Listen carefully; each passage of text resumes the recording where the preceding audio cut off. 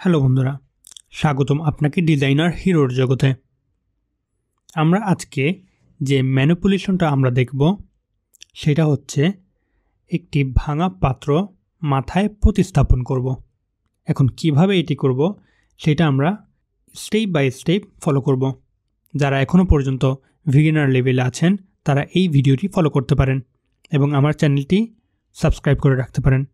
আমি প্রতিনিয়ত graphic design এবং ম্যানিপুলেশন প্রতিনিয়ত আমি আপলোড করে যাচ্ছি।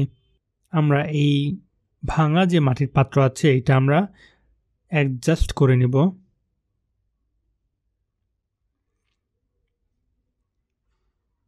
অ্যাডজাস্ট করে নিচ্ছি।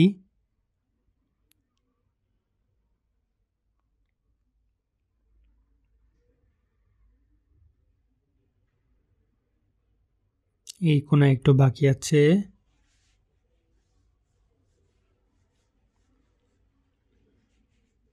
তারপর এটাকে আমি মাস্ক বাটনে ক্লিক করে মাস্ক করে নিলাম এবং এক্স বাটনে ক্লিক করে আমি ফরগ্রাউন্ড কালারটা উপরে রেখে আমি সবগুলো কিছু অংশ ডিলিট করে দিলাম।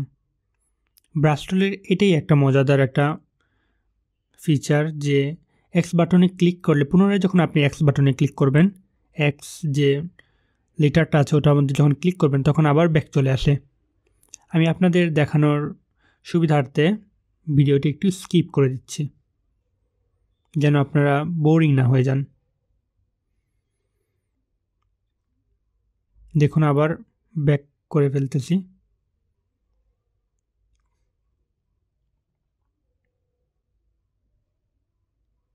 মাউসের রাইট বাটনে ক্লিক করলেই আপনারা বিভিন্ন ব্রাশের সব ধরনের প্যানেল পেয়ে যাবেন, কিন্তু অবশ্য ব্রাশ টুলে ক্লিক থাকা অবস্থায় আপনাকে মাউসের রাইট বাটনে ক্লিক করতে হবে, তাহলেই আপনারা পাবেন।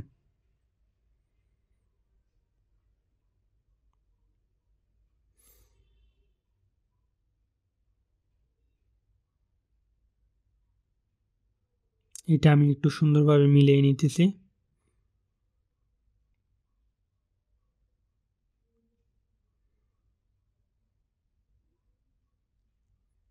এই ভিডিওটি শুধুমাত্র বিগিনারদের জন্য। যারা অলরেডি অ্যাডভান্স লেভেলে পৌঁছে গেছেন তারা এই ভিডিওটি স্কিপ করতে পারেন, আমি বারবার বলছি।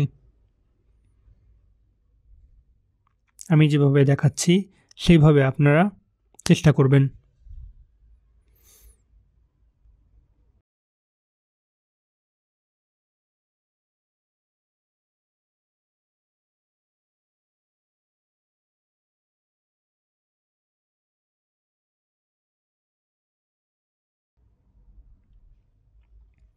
এখন আমি এই কালারটা একটু ম্যাচিং করব, কিন্তু এটা হচ্ছে রিপ্লেস কালার, এটা কালার ম্যাচিং নয়।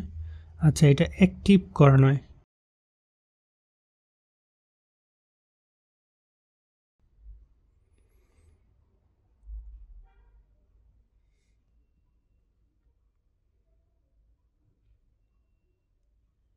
আচ্ছা, সমস্যা হয়েছে আমরা লেয়ারে ক্লিক করি নাই। আচ্ছা, এখন হবে। যদি আমরা এখন কালার ম্যাচিং করি তাহলে আমাদের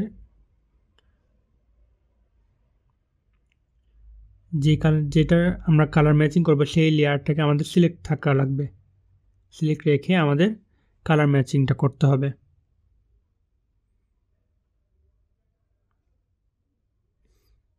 এটা না, আমার দ্বিতীয় লেয়ার মেবি ক্লিক করতে হবে।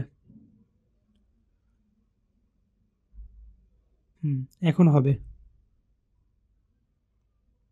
দেখুন অনেকটাই হয়ে গিয়েছে,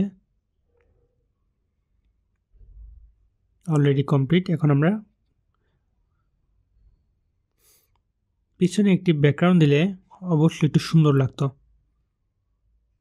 সাদামাটা জিনিস কোনোটাই ভালো লাগতেছে না, তো আমরা নর্মাল একটা ব্যাকগ্রাউন্ড সিলেক্ট করলাম। তো এটা আমরা একটু চেঞ্জ করব, নর্মাল একটা ব্যাকগ্রাউন্ড দেব।